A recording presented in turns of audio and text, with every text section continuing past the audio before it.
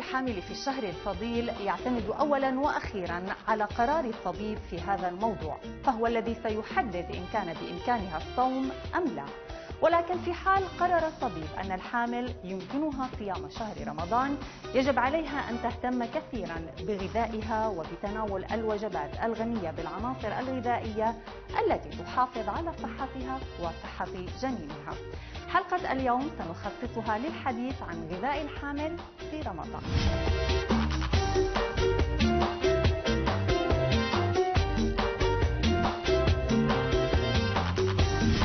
رمضان كريم عليك وعلى الجميع. وبالنسبة للمرأة الحامل قبل شهر رمضان أكيد لازم تستشير طبيبة دايما إذا جسمها وهي بحالة جيدة لتستقبل الصيام. لازم تعمل التحاليل اللازمة وعلى ضوءها الدكتور بيقرر إذا هي بتقدر تصوم ولا طبعا هاي المرحلة كتير مهمة. لازم المرأة الحامل تنتبه لنظامها الغذائي، لأنه طبعا خلال الحمل بتزيد احتياجات المرأة للغذاء، للفيتامينات والمعادن. وراح نشوف هيك مجموعات أطعمة مختلفة. لازم يكون غذاء المرأة الحامل متنوع متوازن في كل العناصر الغذائية، من النشويات، يعني تقريبا عم نحكي عن من 7 إلى 11 حصة من النشويات في اليوم، يلي هي الخبز، المعكرونة، حتى الأرز، بس طبعا نجرب نختار القمح الكامل منه. كمان بالنسبة للبروتينات فهي بحاجة تاخد من 2 ل 3 من اللحوم ومعوضات اللحوم، 2 ل 3 من البقوليات الغنية بالبروتين، لأنه البروتين كتير مهم للحامل، وكمان بتزيد احتياجاتها للبروتين خلال الحمل. كمان أكيد ما ننسى مشتقات الحليب والألبان كتير مهمة، فهي بتوفر الكالسيوم للمرأة الحامل، وبحاجة إنها تاخد من 3 ل 4 حصص باليوم من اللبن أو الحليب أو الروب خلال اليوم.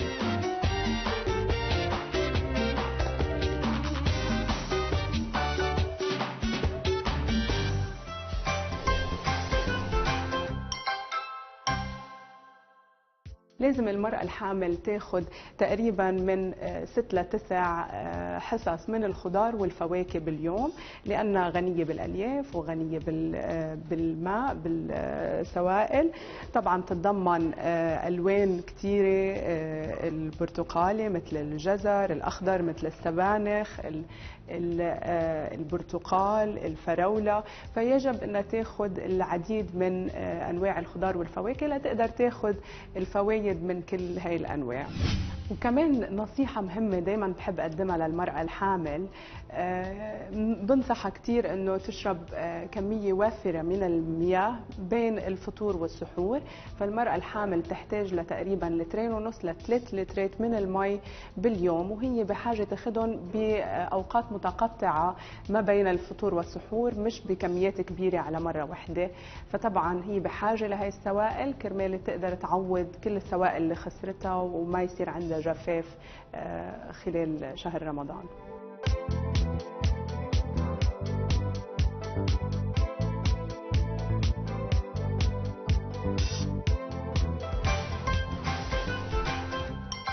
المرأة الحامل طبعا بصورة عامة ممكن تصوم لو كانت حالتها الصحية كويسة، ولو كانت حالتها الصحية للبيبي كمان كويسة.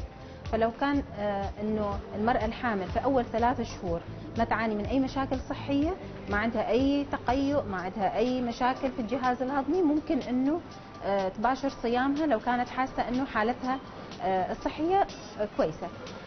الأشهر اللي بعدها بتكون أسهل طبعا بالنسبة للمرأة الحامل إذا كانت ما عندها أي مشاكل مصاحبة مثل سكر الحمل، التهابات متكررة في المسالك البولية. ممكن أيضا أن تصوم بس تحافظ على نظام غذائي متزن، شرب سوائل بكميات مناسبة. الأشهر الأخيرة طبعا إذا كان نمو الجنين طبيعي، ما في عندنا نقص في السائل الأمنيوسي، أيضا ممكن تصوم، بس نفس الشيء تحافظ على كمية السوائل اللي تشربها خلال اليوم، خصوصا لو كانت ساعات الصيام طويلة. ممكن تحافظ كمان على الوجبات بين الفطور والسحور، الالتزام بوقت الفطور ووقت السحور. ممكن كل ساعتين تاكل لها وجبة غذائية، تكثر من الفواكه، تقلل من الحلويات والأملاح والدهون. هذا يساعد على نمو البيبي ويخلي صيامها صحي على مدى شهر رمضان.